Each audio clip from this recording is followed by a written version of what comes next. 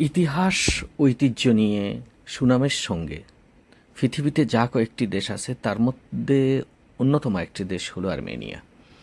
আমরা আর্মেনিয়াতে আসার পরে যা কয়েকটা জায়গায় আমরা গিয়েছি সবগুলো 1000 বছর বা 2000 বছরের অধিক পুরাতন। তাদের সংস্কৃতি, তাদের নিজস্ব ঐতিহ্য সব কিছু তারা ধরে রেখেছে, একেবারে পরিবর্তন করা ছাড়া। যেমনে ছিল, যেভাবে চেষ্টা করতেছে এটাকে রক্ষণাবেক্ষণ করে ওভাবেই রাখতে। আমরা 3 বন্ধু মিলে আজকে আরাগাট যাচ্ছি। আরাগাট হলো আর্মেনিয়ার রাজধানী এরাভান থেকে প্রায় 150 কিলোমিটার দূরে।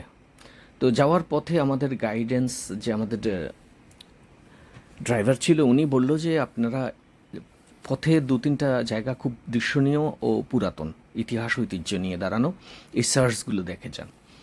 তো বেসিক্যালি আমরা আসছি এখানে, এই সার্চটা বলা হচ্ছে প্রায় 1000 বছরের অধিক, এক্স্যাক্টলি ডেট বলতে পারে না। তো এখানের যে স্ট্রাকচার দেখে আমাদেরও মনে হচ্ছে অনেক পুরাতন একটি সার্চ। আরেকটা জিনিস বলে রাখা ভালো, আর্মেনিয়ার যে মানুষ তারা তাদের নিজস্ব ভাষায় কথা বলতে বেশি স্বাচ্ছন্দ্য বোধ করে। যারা ইংরেজি জানে তারাও অনেক সময় দেখলাম আমরা ইংরেজিতে প্রশ্ন করলে তারা চেষ্টা করে তাদের নিজস্ব ভাষায় আমাদেরকে এক্সপ্লেন করার জন্য। আমরা যদি না বুঝি অনেক সময় তারা অ্যাপস দিয়ে বিভিন্নভাবে চেষ্টা করে। তবে হেল্পফুল একটা জাতি, যথেষ্ট হেল্পফুল। কেউ মানে জটিল না, কোনো কিছু আমি বুঝতেছি না যে আমাকে বোঝানোর জন্য খুব বেশি ফ্যাসগুজ দিয়ে কথা বলবে বা সুবিধা নিবে, এই ধরনের মানুষ না। জাতি হিসেবে আর্মেনিয়ান মানুষরা যথেষ্ট ভদ্রনম্র ও নীরব, একদম শান্ত স্বভাবের মানুষ। তো আমি জিজ্ঞেস করলাম যে এই চার্চটা কত বছর হতে পারে। একজন বলল যে আনুমানিক 800 থেকে 1000 বছর, আরেকজন বলল যে এক্স্যাক্টলি ডেটটা তো জানি না, তবে হ্যাঁ 1000 বছর হতে পারে। তো আমরা এই জায়গাটা এক্সপ্লোর করতেছি। আমি চার্চের মধ্যে ভিতরে ঢুকলাম। এটা আসলে মূলত এখন জানি না এখানে তাদের ধর্মীয় রীতিরেওয়াজ কীভাবে ওরা পালন করে, কিন্তু বেশিরভাগ দেখলাম যে বিভিন্ন দেশের পর্যটকরা এখানে আসতেছে, ভিজিটররা আসতেছে দেখার জন্য। ভিতরে বাইরে সব কিছু মিলাই দারুণ একটা জায়গা।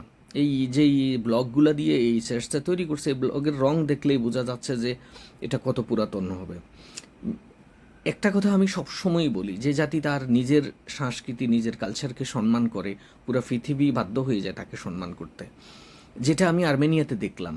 তারা ভিজিটর যারা পৃথিবীর বিভিন্ন দেশ থেকে যাচ্ছে, যারা ইংরেজিতে কথা বলে, ইন্টারন্যাশনাল ল্যাঙ্গুয়েজ হিসেবে আমরা বেশিরভাগ মানুষই ইংরেজিতে কথা বলতে চাই, কিন্তু আর্মেনিয়াতে আমি এটার ব্যতিক্রম দেখলাম।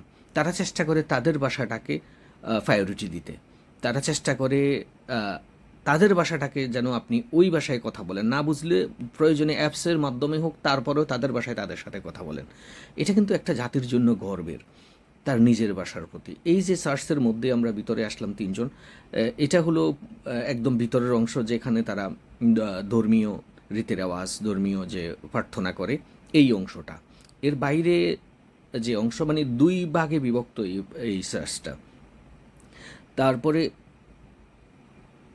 আরেকটু যদি আমি যখন বাইরে আসলাম, দেখলাম যে বাইরেও যেই প্রথম পার্টটা, এখানে একদম পুরাতন বিল্ডিং, সব কিছু একদম যেভাবে ছিল হুবহু একইভাবে ওরা ধরে রেখেছে, রক্ষণাবেক্ষণ করে। এখানে কোনায়, এই যে কোনায় যে ডিস্কটা দেখা যাচ্ছে, এখানে একজন এর দায়িত্বরত মানুষ আছে।